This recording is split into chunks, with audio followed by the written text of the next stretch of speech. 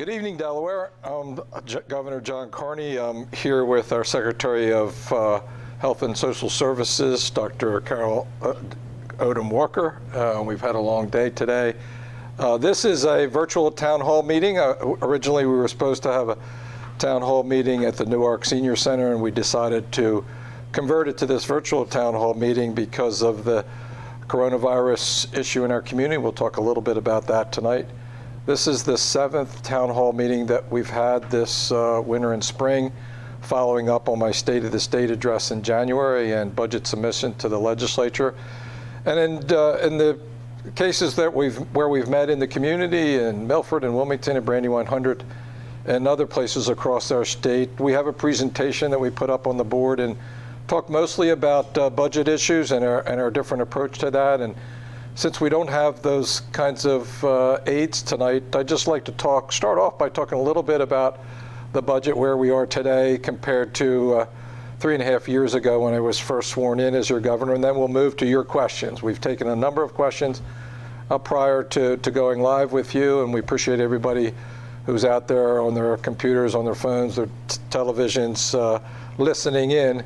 And we'll go one by one through some of those questions. But let me just talk a little bit about our budget. When I was first elected, we're looking at a close to $400 million deficit the first year, which meant we had to propose both to raise taxes and to cut spending.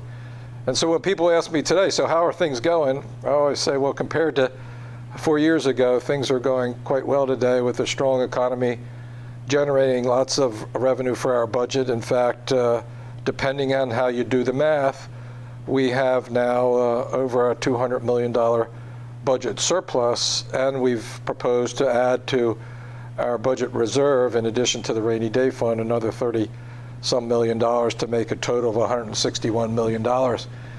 You know, that represents a different approach to the way we do budgeting. Instead of budgeting into a revenue bubble like that we have currently, we have tried to smooth out those highs and lows in our economy by targeting a operating budget growth based on certain objective indicators. And so the budget that we just presented to the General Assembly is at 4%, based on population growth, GDP growth, and other factors. And so that means we've got a lot of additional revenue over and above that that we've been using for one-time expenses. We've established a $50 million clean water fund, hundreds of millions of dollars into our bond bill, which for the second year will be the largest capital program in the state's history, from school construction, almost $200 million there, new buildings and rehab buildings from Brandywine 100 down to Indian River and school districts in between.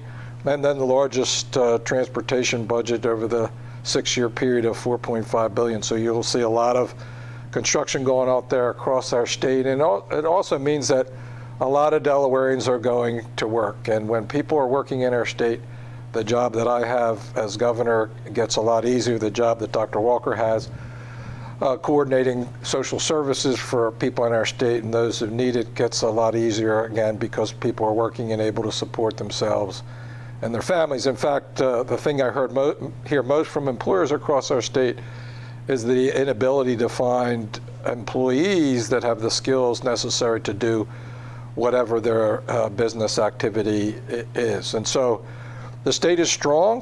When I gave my State of State address to the General Assembly, I made it very clear that the state is strong and getting stronger, that our economy is strong. But anybody who's paying any attention to the stock market, including today, where it was down at one point when I was looking at it by almost 1,000 points, the Dow Jones, and about 4% overall, and it's now hit since its peak almost a 20% decline. We know that does not always bode well for the future, but we'll be better prepared when the economy slows down, as people would expect that it might over the next year or so, because we've built up reserves, our different approach to budgeting that I mentioned at the top here, and we'll actually have revenue that we can use, funds that we can use, reserve funds, to protect us against dramatic budget cuts, which were painful for a lot folks, including our schools and school districts across our state,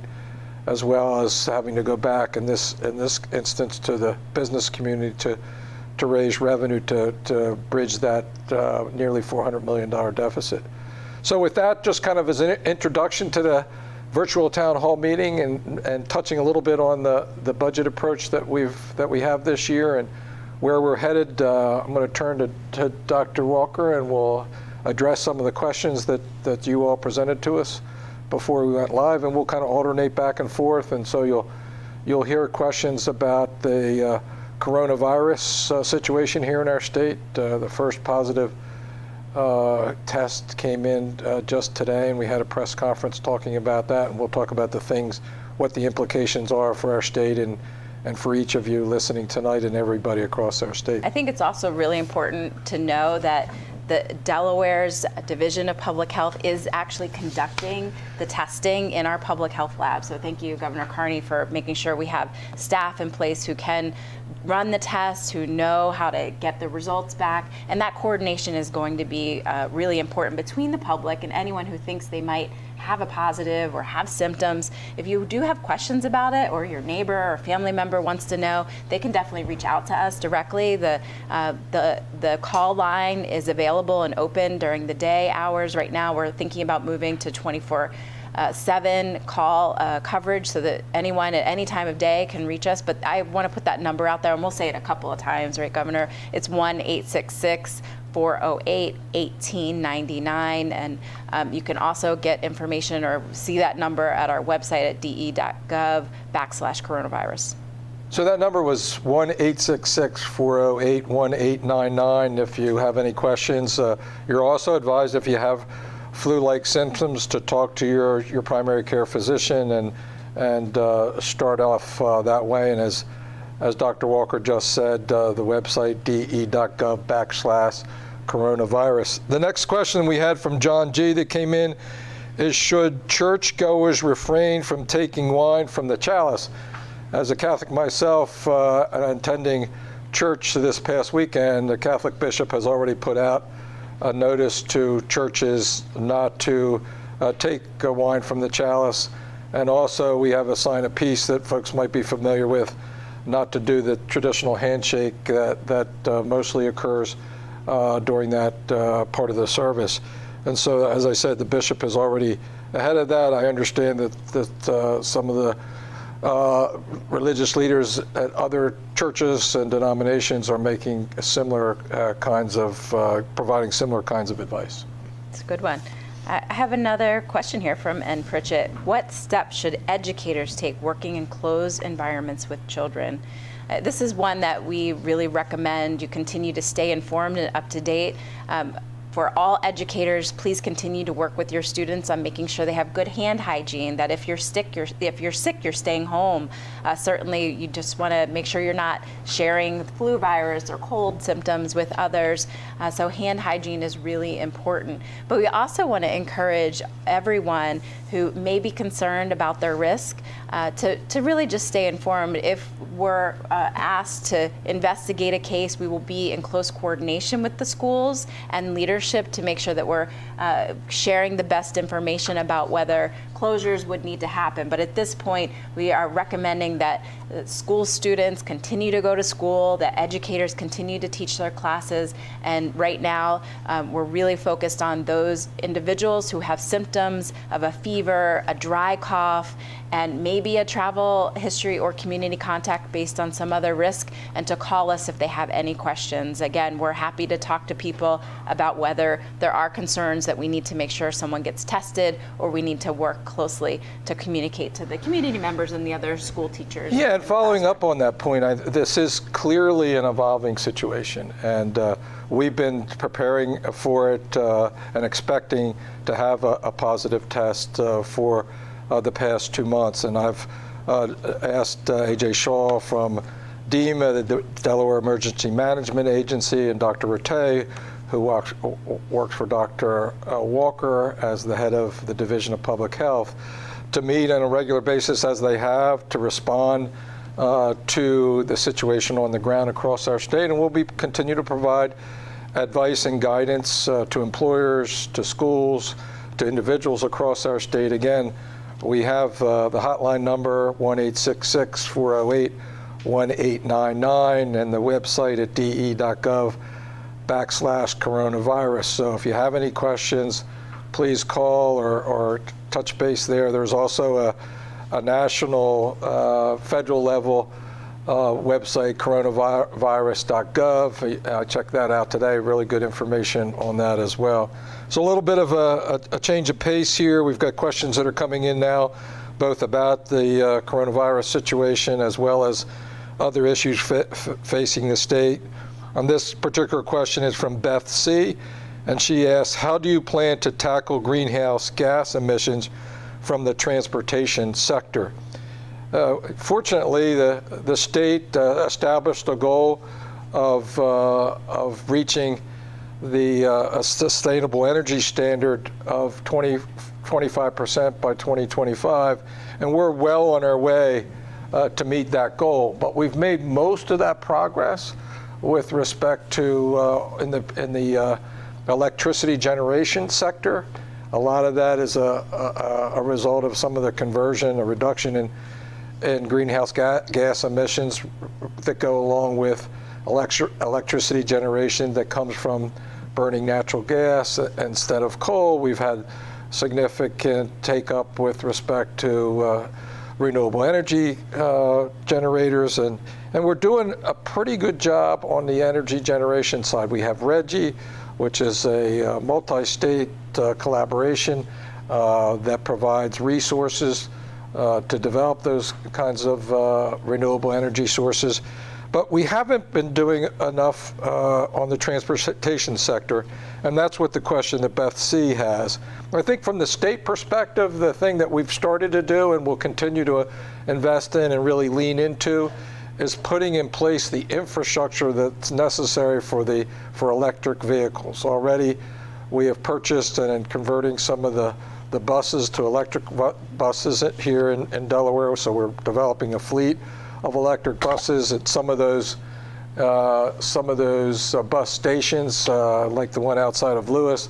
They also have charging stations for electric vehicles, and so we're going to continue to invest in that kind of infrastructure for charging stations and to incentivize the uptake of electric vehicles. I think what you're going to see over the next 10 or 20 years, a real significant steep uptake as we convert from gasoline-powered vehicles to electric vehicles, and I really see that being a primary function for the state, and I know Secretary Cohen at the Department of Transportation does as well. It goes along with promoting and developing our public transportation networks, and we're doing that across our state, but I think electric vehicles is really going to be an important investment in the future. We're also going to move the bar for the so-called renewable portfolio standard. In other words, the amount of energy that has to come from renewable sources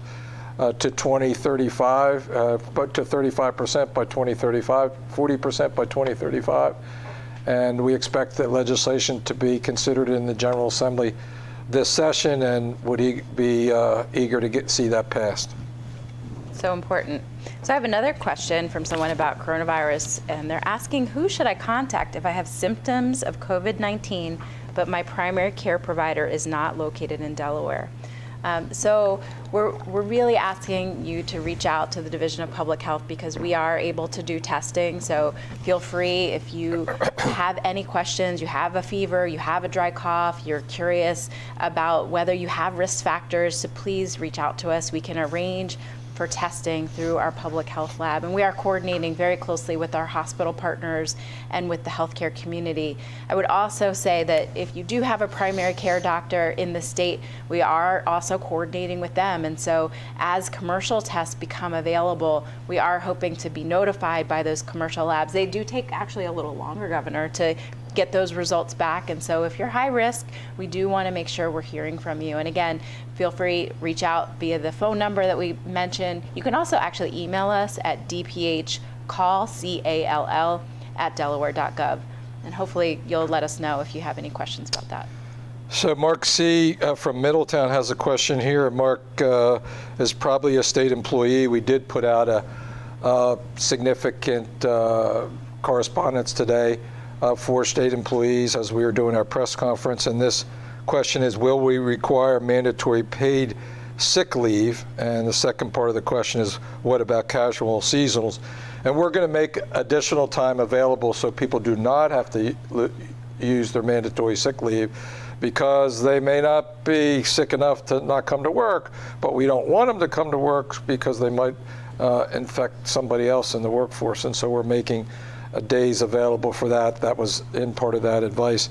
And similarly, casual seasonals who don't have access to those sick leave days are going to get access to those days as well, so that they can, still get paid. And that's an important part of the advice that we sent out today to state employees. And we'll continue to work through some of those things as the situation changes and as the days go by. Thanks, Mark C. from Middletown.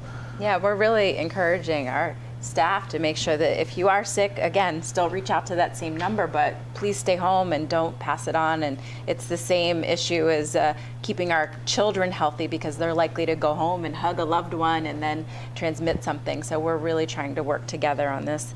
A question that I have from Deborah L. is about what health conditions put Delawareans at heightened risk for contracting COVID-19. There are several conditions, and actually the most severe is age. So those who are older age are more likely to contract more severe disease from coronavirus. We are also encouraging anyone who has underlying respiratory disease like asthma or chronic obstructive pulmonary disease or other kinds of diseases that put them at an increased risk, like diabetes or heart disease, or may be on medications that create some kind of depressed immune system, that they really think hard about whether they're out and exposed. And those are the people we're watching most closely. And those are the ones, unfortunately, worldwide who are getting the sickest from this virus. We're really trying to be cautious with our most vulnerable. Yeah, and that's a really good point to underscore again, is that those individuals who are most at risk are our senior citizens, and we are reaching out to nursing home facilities to make sure that those individuals are protected, and there's coordination between the state and the industry, the nursing homes. This is a question from Tom from Middletown, and this is a question that comes up in all of the town hall meetings that we have out and across our state, all six of the ones that we've had to date. And it comes from a group of individuals who are advocating for individuals with disabilities, and they have green shirts on, and they do a wonderful job of advocating for those folks. And essentially they're advocating for additional resources to address what's become known as the McNesby Act. And the specific question from Tom is, does the FY 2021 budget allocate more funding for support personnel of these residents with physical and intellectual disabilities? And the answer is yes. We have an amount of money that's been included in the budget, upwards of $10 million, and there'll be, I'm sure, efforts to increase that number. And really the question is, and it's not determined in the budget submission that I made to the General Assembly, is how is that allocation going to take place, to which populations of folks. And so we continue to be committed to the objectives of the McNesby Act. We do have funding in the FY21 budget. The personnel that take care of these special citizens here in our state are really important to their success and well-being, as well as the well-being of their families. And so they're an important priority for us. And yes, our budget does include an allocation of more funding for those support personnel. Thanks, Tom from Middletown. Thanks, Governor. So Stephanie asked, if we think we have coronavirus, who do we contact if it's the weekend and doctors aren't available? This, again, is one that we really hope that if you are having a medical emergency, you have a high fever, and you are short of breath, that you call 911. So, just like the standard doctor's offline hours message, if this is a medical emergency, do not wait and do not hesitate. But it is important if you're home and you're just feeling like you might have some symptoms, but maybe it's not a severe shortness of breath, that you really make sure you're reaching out to either your offline provider who may have an answering line available, or that you call us and reach out. It may mean that you're waiting a day or so to hear back from a staff member who's available at our call center to go through what the risks are and to think about whether testing is indicated. However, we really do want to make sure we're hearing from you. So an email, a phone call is important. And with this first positive test, we are likely going to have very soon 24/7 weekend coverage of this line. So please, again, stay informed, but we do want you to make sure that you are reaching out. What I would say is, if you think you might have coronavirus, please stay home. Please don't go out to large events and gatherings. Please don't go to church. Please don't go and visit family who may be at risk, because there is the possibility that you could transmit it to someone who has an even weaker immune system and could be really sick. And it's really just flu-like symptoms, absolutely, right? Absolutely. So if you have flu-like symptoms, you want to stay home. You want to protect yourself and mostly protect others, particularly our senior citizens who are most at risk. Absolutely. So this is a question from Keisha O. from Bowers Beach. It's one that I look forward to answering. The question is, why is Delaware using taxpayer money to bring in an Amazon facility? One of the things that I said at the outset this evening, and what is the basis for my opening comments in all our town hall meetings, is that one of the most important parts of my job is to make sure that Delaware has a strong and growing economy. Because if people are working, they're able to support themselves and their families. It gives them self-image and positive self-worth, and that's worth more than just the job itself. But it also is very important to the state, because we provide supportive services mostly for people that don't have gainful employment or have a difficulty finding it. So a big priority for me is to bring new jobs into our state and to keep the jobs that we have here. In this particular instance, with the Amazon proposed facility at the old General Motors plant, that General Motors plant was a great asset to our state for generations and provided really good paying jobs to people who built those General Motors cars and Saturn vehicles at the end through their lifetime.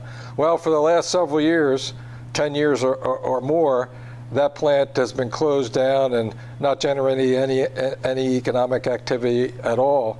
And so here comes Amazon approaching the owner of the facility now, and they're saying that we want to put a facility here that will hire and provide employment for 1,000 people. And so the state, and the way we do this for everybody, we have a simple calculation, mathematical calculation, that will provide so much money, so much financial assistance for each job. And we don't provide that financial assistance until the job actually comes here. It used to be the case that we provide the money, and if the jobs didn't come, that we'd have to claw it back, as was done with several projects in years past. But today, we only make those funds available when the jobs emerge. I've been told by the developer of that site and others who know the Amazon operations in Newcastle and in Middletown that it's likely the size of that site to be 2,000 or 3,000 employees there. The company is only committed to the 1,000, and they only got $4.5 million, which is the calculation for those 1,000 jobs, and they'll get that money incrementally as the jobs arrive. Now, you tell me whether you think this is a good investment. So of those, we put a $4.5 million investment up front, and the state gets $9.6 million over a 7-year period of time as return on that investment. If you do the math, I think you would take that investment. But it's more than just an investment in an employment center. It really is an investment in individuals and families and jobs that provide a really good living for each of those. And who knows, that facility could have 2,000, 3,000 jobs, where today nobody goes to work there. The facility a lot of it has been taken down.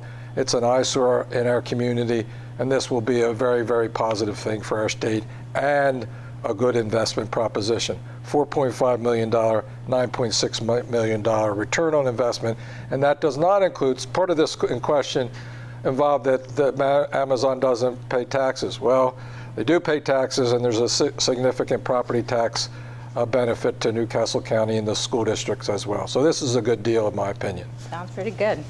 So LA from Wilmington asks, how do you plan to keep current and former smokers informed of their risks for lung disease?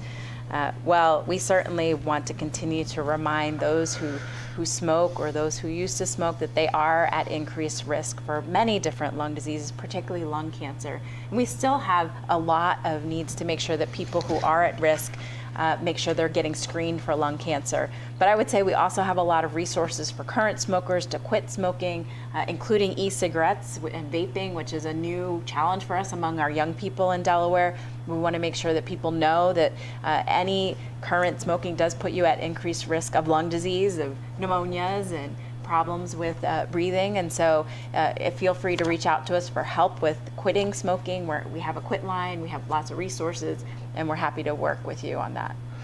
So yeah, when you think about so many of the chronic diseases that affect individuals in our state and the overall health of our state, if there was one thing that you could do to address heart disease and lung disease and certain kind of cancer, lung cancer, which is the most deadly here in Delaware, getting people to quit smoking or not start smoking would be number one on the list.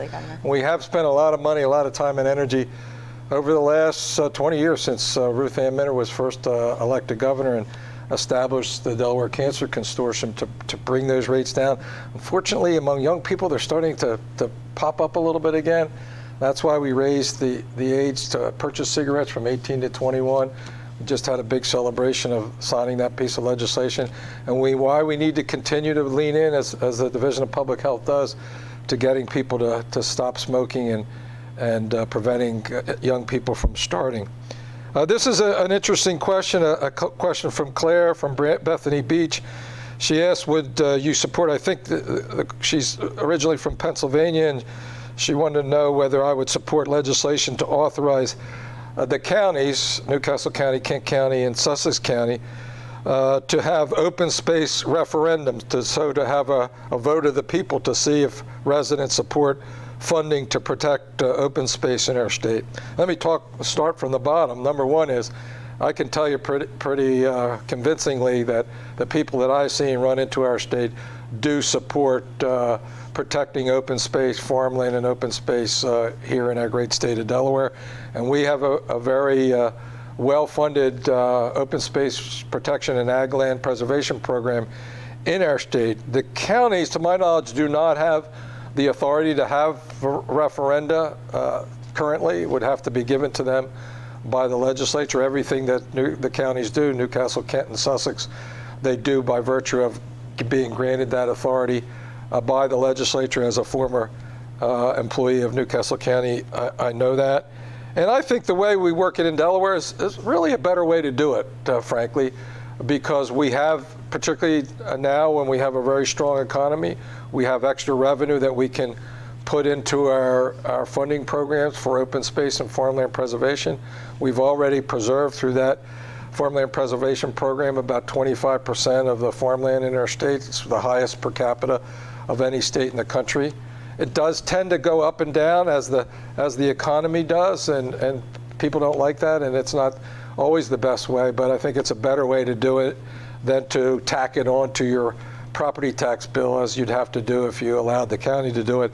And as I said, they'd have to be given that authority to do a referendum by the General Assembly. So Claire, I think we do it better from the state level. We are a small state. We can work together and figure out what lands need to be protected and to allocate money in our budget, particularly now as we've got about $45 million in those two pots of monies over the last 2 years to address, to preserve open space and farmland in Delaware. So Amber Kay asks if the risk for contracting coronavirus will be lessened with the onset of warmer weather. This is a tough one. I hope the answer is yes. We don't know. That's the trouble. I think we're continuing to watch the trends across the globe. And what we know right now is that we certainly are not at a place where we know confidently what will happen with warmer weather. Right. But we certainly are seeing some of those countries that are near the equator and experiencing warmer weather right now with fewer cases. But it's really hard to say. And we certainly will continue to watch and wait. What we do know is that right now it's important for us to limit the spread of the Right. virus. And so if we can work with the public and our community partners to make sure that those who do have positive tests are really trying to stay away from those who may be at risk to getting really sick from this virus, that's important. And hopefully we're going to start to see a leveling off. But we don't know how long it will take, and so this is certainly going to be a marathon, not a sprint, where we're really. And so trying the to figure leveling it out. off, will that be the beginning of the end, or I guess we don't know the answer to that? We don't know. But if we look at other respiratory illnesses, sometimes there is this leveling off Right. that happens with warmer weather, and so we're hoping for the best. One of the things that we did here on our conference call the other day from the CDC representative is something that we've said 2 or 3 times tonight, and that is the folks that are most at risk are our senior citizens, particularly with compromised health situations. And so we've got to be really cognizant and focused on protecting them, nursing homes in which they are where they live. And also to what's been clear in CDC's evaluation of what's happened across our country is that the illnesses that younger people have experienced haven't been as serious as one might think. This next question again is not on the coronavirus subject, but back to really an important issue for me and I think for our state, and that is a question about the Christina School District, and in particular the Wilmington portion of the Christina School District. This is from John from Newark, and he asked whether when will the Wilmington portion be given to some other district.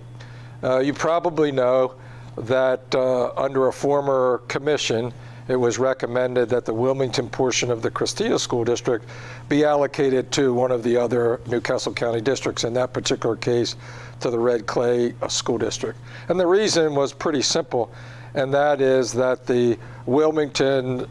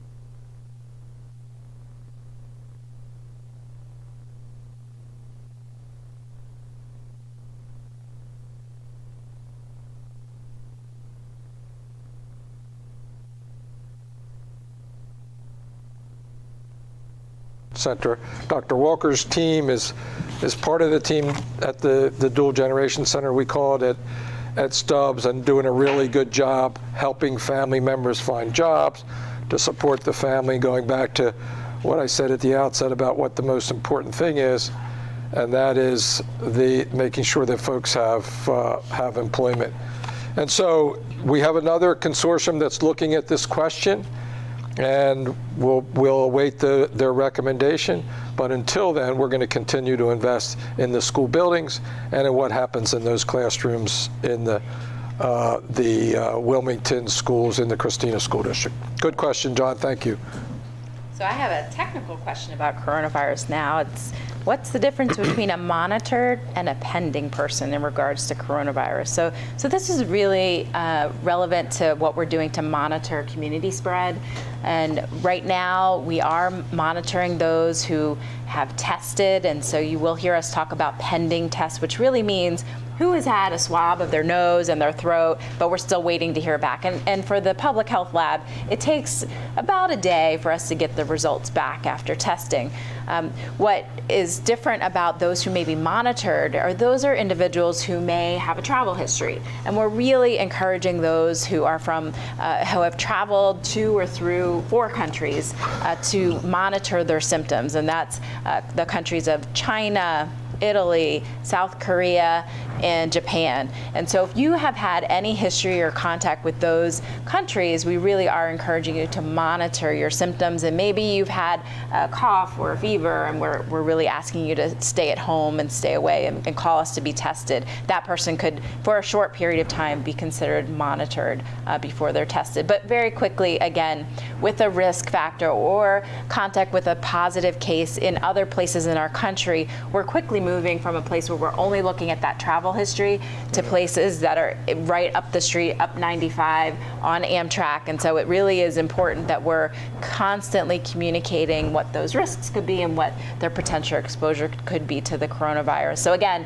if you think you have symptoms, call us and we'll happily talk through whether you need to be tested quickly.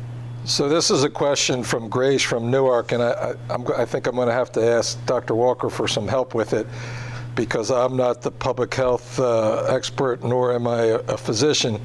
The question is, why the elbow bump recommendation instead of the handshakes? Well, for me, I like it. I've been told by my bishop not to shake hands during the expression of peace. It goes without saying, based on all the things that we've talked about, that you shouldn't be shaking hands as a way of transmitting the virus from one to the other. And so I've just adopted the elbow bump. I think I've heard some of the official public health people talk in Washington about people bumping heels. I don't know what that is, but I think the key is don't shake hands. And when you sneeze, make sure you're covered with your arm and your elbow, because it's that transmission that gets on somebody's hands, and wipe down door knobs and that type of thing. Dr. Walker, can you help me with that? That's right. The most likely way that we're going to transmit this virus is through respiratory droplets. So a cough, a sneeze, that wet stuff that we put out, and then sometimes don't even think about it, but cover our mouth or touch our eyes or touch our nose, and then you pass it on by shaking hands, and that really is the challenge. So we're encouraging people right now. It's really hard to break these habits. I'm a hugger. It's hard not to hug, but we really are encouraging people to adopt some other kind of greeting so that you're not sharing the lovely germs and liquids that we generate when we're sick. So an elbow bump is great. Hopefully it's not a wet one where you just sneezed into it. But anything hand over heart could also be a nice greeting. Thank you for your help with that. Sure. And the politicians have fun with that, Yes. elbow bumping. Now we've got an interesting development here. I understand the question, the answer of the question from John from Newark about the Wilmington portion of the Christina schools. We didn't have any sound, so we're going to repeat that. My answer. That's a good answer. It was my best answer of the night, It really so I'll was. see if I can recreate it. But it actually is a really important question, and one of my highest priorities, and that is to make sure that the children in the city of Wilmington are getting the education they need to be successful in life. And right now that they're just not getting it. And so the question really dealt with whether or not the schools, the Wilmington schools that are part of the Christina School District, when are they going to be moved into another district that's geographically closer to that section of the city? You may know that there was a WEA commission that recommended that those schools be moved into the Red Clay School District, which is directly adjacent to that portion of the city, and out of the Christina School District, which is basically greater Newark and Route 40 down 896. And the reason, pretty obvious, that there's a big distance between that portion of the city, bus routes, and just the social disconnect, community disconnect between those areas. The problem is that the buildings have not been kept up appropriately, need to be recapitalized. We're proposing to build actually a new building, a replacement to the Bancroft building on the east side of Wilmington, pay for it with 100% state resources because, as the question suggests, we don't know exactly what district these schools are going to end up in. There's another commission, the Reading Commission, that's looking at just that question. There are options of putting some of those children into Brandywine, into Colonial, into Red Clay, some combination of the three, or establishing a separate, maybe innovation district, which is a concept that I am gravitating towards just because it will create a focus on making sure that children get the education they need. I believe, as most people have concluded, that those schools, those children, that portion of the city shouldn't be part of the Christina School District. It was voted by the school board at least once, maybe twice, for that to take place. It was recommended by the WEA Commission, and it just is something that's, I think, dated, and we need to look at a better way. There is a commission, the Reading Commission, that's been established to look at this question again, and they will come up with recommendations. In the meantime, we are going to recapitalize, rehab those buildings. Bancroft, try to build a new building to replace Bancroft on the east side, Bayard on the west side. We've stood up an early childhood center and a parent support center at the old Stubbs Elementary School in partnership with the Department of Health and Social Services. I've been down there several times, really good work happening there. And so we're going to keep leaning into this issue and do a much better job for those children and their families. So, talking about schools, it looks like we have a question about what actions will be taken in schools about coronavirus. And again, we just want to encourage anyone who is worried about your particular school to stay informed, visit our website, and make sure that you're focusing on preventing transmission of any disease, including the flu, right now by making sure you're monitoring how you're coughing, hand washing. But we will be in touch with school leadership about any changes that may have to happen, whether deep cleaning is required or whether additional testing it needs to be done for any potential contact with a positive case. So please continue to stay informed, stay engaged. Check out the homepage at de.gov/coronavirus. If you do have questions or concerns, feel free to call us 1-866-408-1899 or send us an email if you have particular questions about your individual situation at dphcall@delaware.gov. So we've answered a number of questions tonight, mostly on the coronavirus. Certainly many more than we would normally get at one of our town hall meetings. Since the town hall meetings up to this date, the 6 other ones that we've had have focused mostly on the state of the state and the budget, different issues in the budget. We do deal a lot with local issues, depending on whether on Brandywine 100 or Milford, or at Lewis, whatever the case may be. This is the last question, as I understand it. We're running out of time. And it's a question that I suspect comes from the city of Newark. Are you supportive of adding Newark to the 3 cities that currently receive state pilot funds? Pilot funds, just for those who might wonder what they are payment in lieu of taxes, so PILOT. They were created a number of years ago, mostly to address fiscal situation in the city of Wilmington.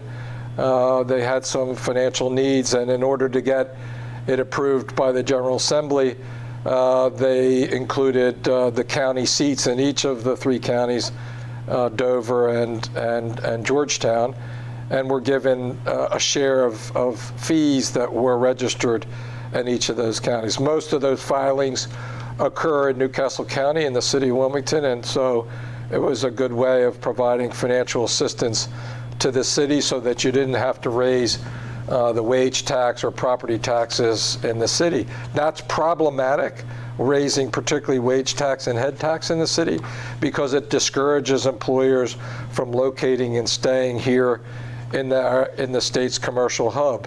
And I say it everywhere I go that if Delaware is going to be successful, our largest city, our commercial hub has to be successful, and so it's important to to keep that's the city running and with adequate revenues to address the services that they provide, mostly in the area of public safety and public works and parks and recreation. The question about adding Newark, there's not really a connection there with respect to, it's not the city, the county seat, and so that was the connection for establishing the pilot funding in the first instance. Certainly, we would take a look at the fiscal challenges that Newark might have. I know over the years, they have taken advantage of their relationship with the University of Delaware to get some additional revenue. It certainly would be something that we could take a look at, but it would not be consistent with the current rationale behind the pilot funding that goes to Wilmington, Dover, and Georgetown. So with that as the last question, I just want to once again thank all the folks that have tuned in tonight on your computers, on your cell phones, maybe even on your televisions, to this virtual town hall meeting. We originally hoped to meet at the Newark Senior Center, decided that maybe that wasn't the best thing to do given the risk to elderly folks and getting a transmission of the coronavirus disease, and so we decided to do it this way. Dr. Walker and I have done these in the past, and we enjoyed doing them. We appreciate you tuning in, and we look forward to seeing you again sometime soon. Thank you very much.